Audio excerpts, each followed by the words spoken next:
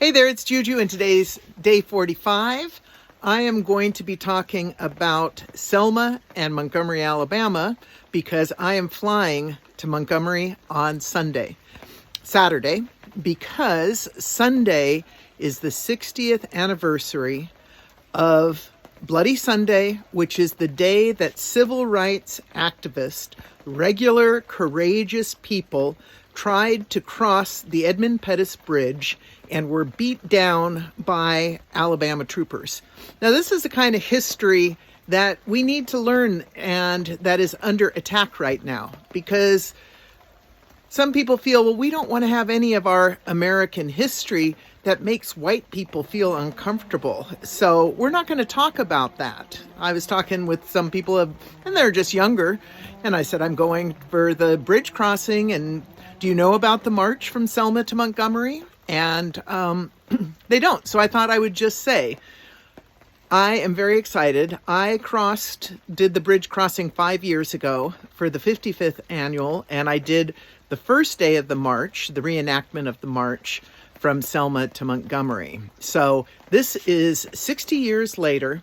The purpose of the march was for voting rights, and it was when innocent people were beaten down, sprayed with fire hoses, that it shocked the nation into actually passing the Voting Rights Act, which has since been gutted. So here we are, 65 years later, diversity, equity, and inclusion under attack, racial tensions, and just this government of Make America Great Again. So when you hear that slogan, Make America Great Again, when was America great?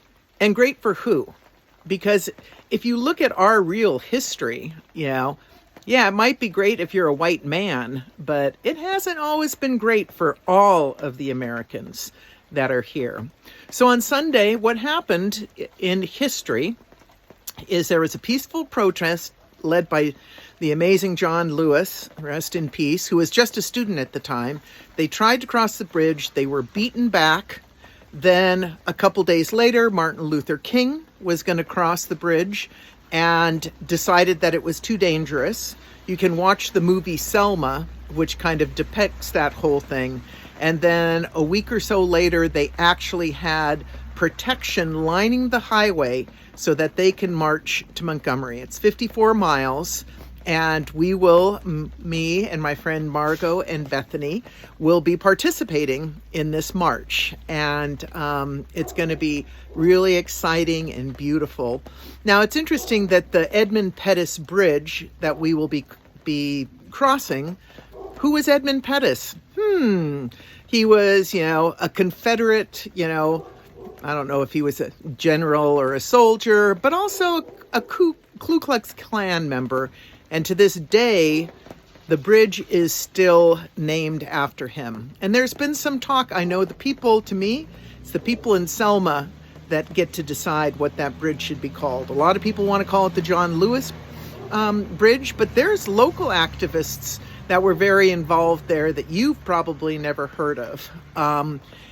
Or at least to have a plaque explaining who this is, and the plaque that we have a Grand Dragon of the Ku Klux Klan with a bridge still named after him. So we have come very far in this country, and yet this moment in history, it's kind of like, well, what would I have done during the civil rights, Well, that you can ask yourself that question today, because everything is under attack in the same way. And so it'll be interesting to share this experience with me, going to Montgomery and walking from Selma.